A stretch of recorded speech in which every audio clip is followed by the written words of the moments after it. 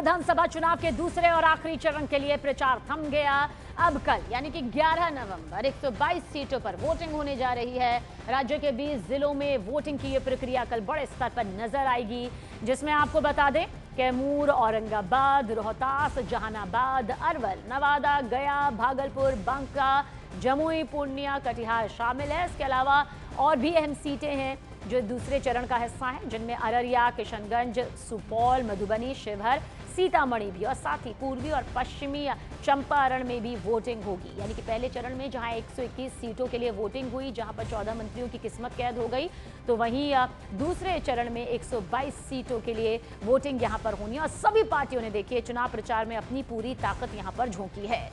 इस बीच नेताओं की बयानबाजी भी तेज रही। केंद्रीय मंत्री गिरिराज सिंह ने लालू यादव परिवार की कलह पर निशाना साधा, जबकि चिराग पासवान और सम्राट चौधरी ने दावा किया कि नीतीश कुमार ही दोबारा सीएम बनेंगे।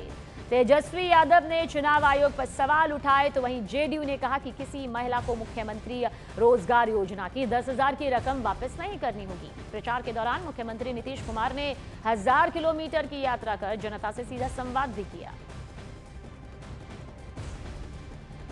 देखिए, मैं एक भारतीय जनता पार्टी का राजनीतिक कार्यकर्ता हूं और यहाँ कोई वैकेंसी नहीं है।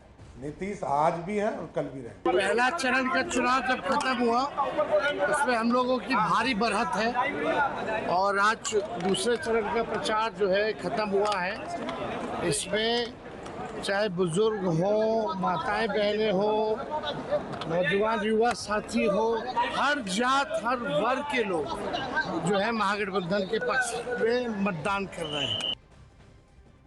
बिहार की जनता के मन में हमारी इस डबल इंजन की सरकार को लेकर आज जब प्रचार समाप्त हो गया, ऐसे में मेरा जो अनुभव रहा 125 के आसपास जो सभाएं हुई हैं, मैं ये मानता हूँ कि हम लोग एक मजबूत सरकार बनाने जा रहे हैं। उत्साह है लोगों में और ये उत्साह परिवर्तन लाता है। ये भारी बहुमत से लोग जिताना जब चाहते हैं या किसी को हराना चाहते हैं, ये तभी इस तरह का उत्साह होता है। तो जाहिर सी बात है कि एनडीए को हराना चाहते हैं और महागठबंधन को जिताना चाहते हैं। माहौल तो एकदम स्पष्ट है। 6 तारीख को ही माहौल हो गया था। नारी शक्ति जागृत हो गई है। 70% वोट नारियों ने दिया है और ये इंडिकेट करता है कि नीतीश कुमार का किए हुए काम का वो जवाब दे रही है और सरकार हम लोगों का हर हालत में प्रचंड बहुमत से 14 तारीख को बनेगा। और वहीं भागलपुर विधानसभा सीट पर चुनाव प्रचार के अंतिम चरण में कांग्रेस उम्मीदवार अजीत शर्मा के समर्थन में उनकी बेटी और बॉलीवुड स्टार नेहा शर्मा भी कुछ इस तरह से उतरी। पूरे जोश खरोश के साथ नेहा ने बूढ़ानाथ मंदिर में पूजा अर्चना के बाद पिता के साथ खुली जीप में देखिए रोड शो किया। सड़क के दोनों तरफ भारी भीड़ नजर आई। लोगों ने बॉलीवुड स्टार की एक झलक पाने के लिए उत्साह दिखाया। नेहा ने समर्थकों का हाथ हिलाकर अभिवादन किया और कहा कि वो हर चुनाव में पिता के लिए प्रचार करने आती हैं क्योंकि उन्हें जनता का अपार प्यार मिलता है। वहीं अजीत शर्मा ने कहा कि बेटी नेहा शर्मा उनके लिए लकी साबित होती है और जनता के सहयोग से वो इस बार भी भारी मतों से जीत हासिल करेंगे। चुनाव प्रचार के आखिरी दौर में कांग्रेस नेहा शर्मा की मौजूदगी से माहौल को और ज्यादा जोशीला बनाती हुई नजर आई।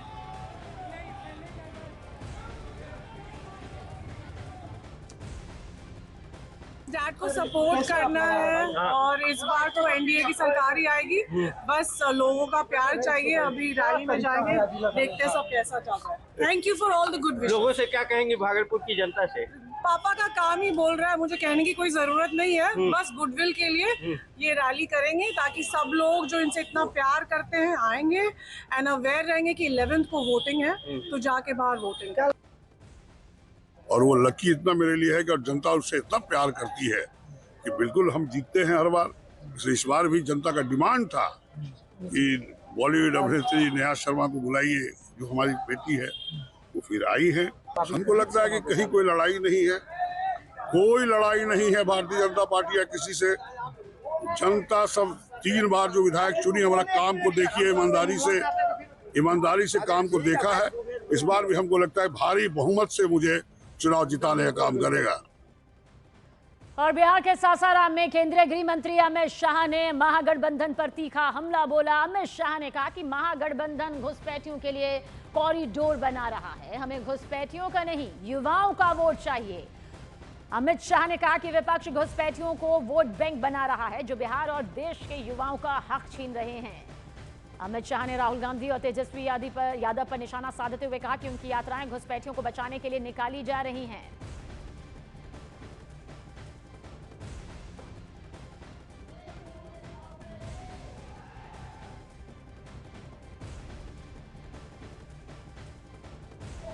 राहुल बाबा को जितनी यात्रा निकालेंगे निकाले, पटना से लेकर इटाली तक,